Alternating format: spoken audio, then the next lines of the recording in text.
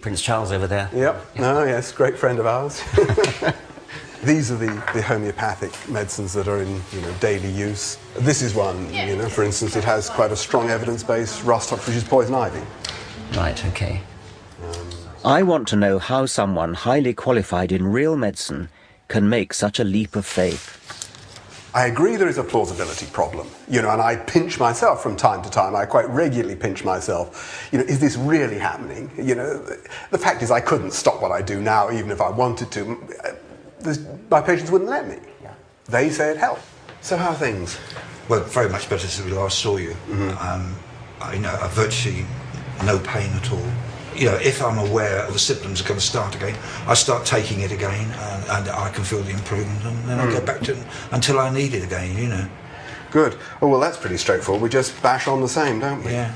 I'm still taking the remedies, but you said to me, if you get little reactions, just hold off taking the remedies until they then subside. So therefore, I've been doing that. So, for example, I haven't had a remedy for a week now.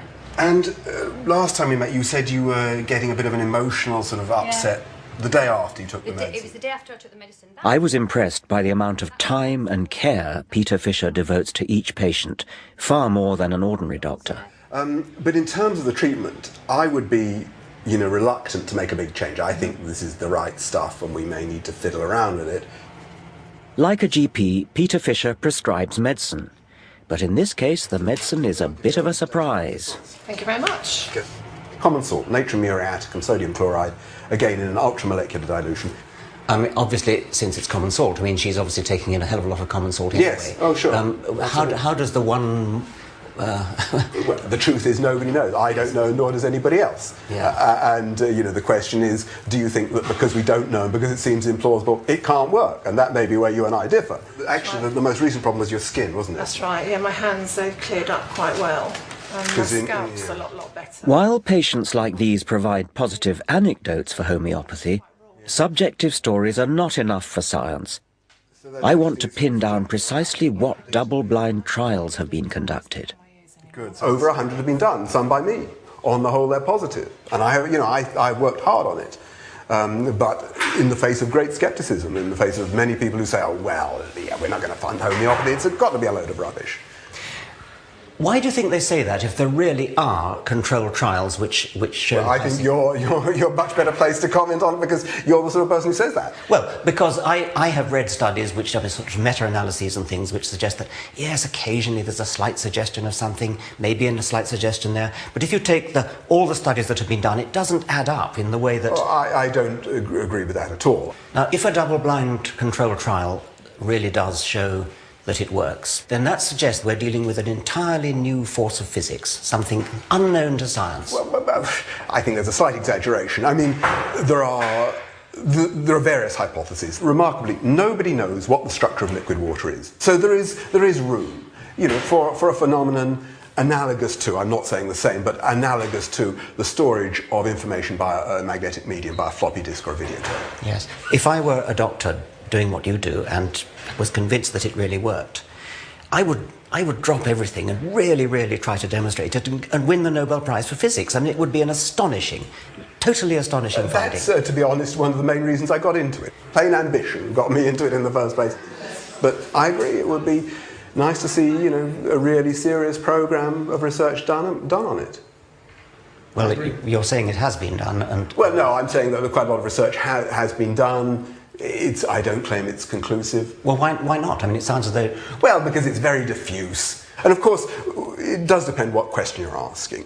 Are you saying, does it benefit people? Do people feel better? And I think actually there's no doubt about that people who go to homeopathic hospitals, have homeopathic treatment, do feel better. But of course, you will say that's all because you're nice to them. This is all rather contradictory, so let's be clear about the latest evidence.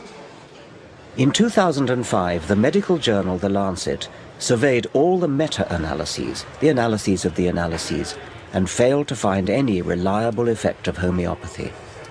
Tellingly, for me, in the bigger trials, less prone to chance anomalies, homeopathy was more likely to show zero demonstrable effect.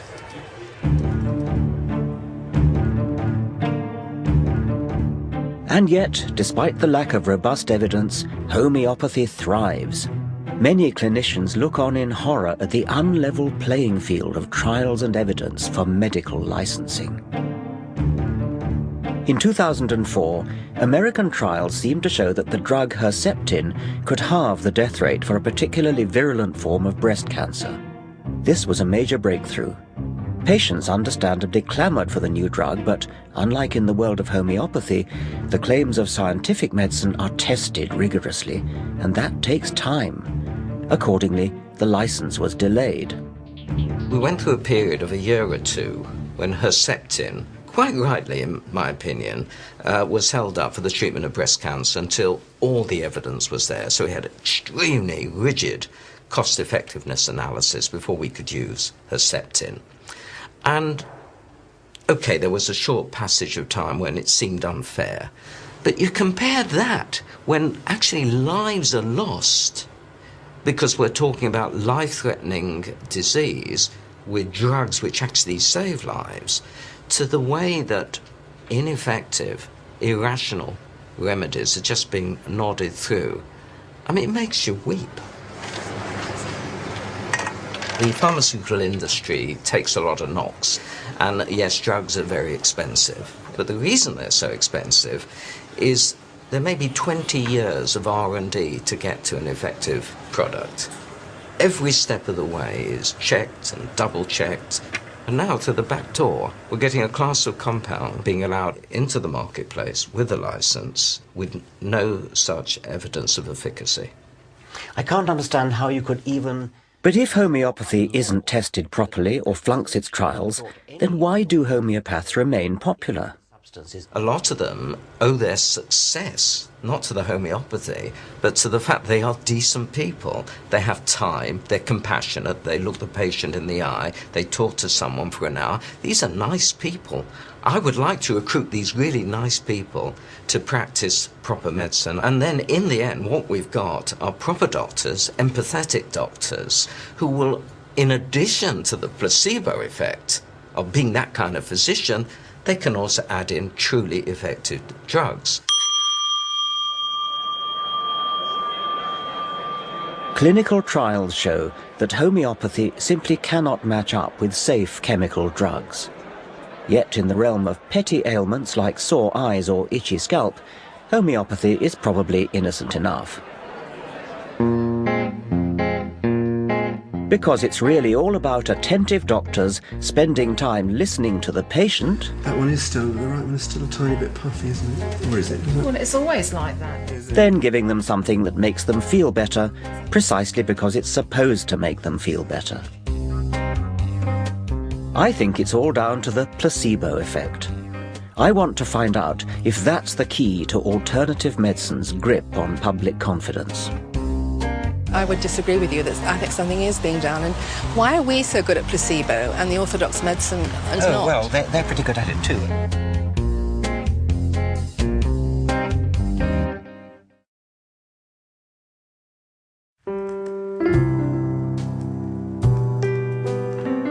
Alternative health remedies are swamping us. We've seen how most are not properly tested, how they undermine science and delude the public. Hello. How are you? Very well, thank you. Good. You want a health kinesiology session? I'd like to, yes, Do you know please. what it is? I'm hoping to learn. Okay, have a lie down. Thank you. But the irony may be that in this very delusion lies their success. What we do in kinesiology is we clear energy blockages in the meridian system. There are 14 meridians or energy pathways that run up and down the body. Can they be seen with a microscope? Can you sort of look at them and... I don't think so. No? I don't think so. No, okay. Unlike the library, all right? I've got all these energy patterns okay. stored in me, and you are just picking the one that you want. And we have baker's yeast here, all right? So I'm just going to touch a point right by your ear. This is the test for allergy. There's just no tension. It just releases completely. Okay, you want this fixed? Yes, please. Okay. I have to admit I'm rather enjoying this kinesiology. I feel very relaxed. But what is helping me here? The tapping of my feet? The feel of a kind woman's hands? or some sort of expectation that what it's doing is therapeutic. What I'm talking about is the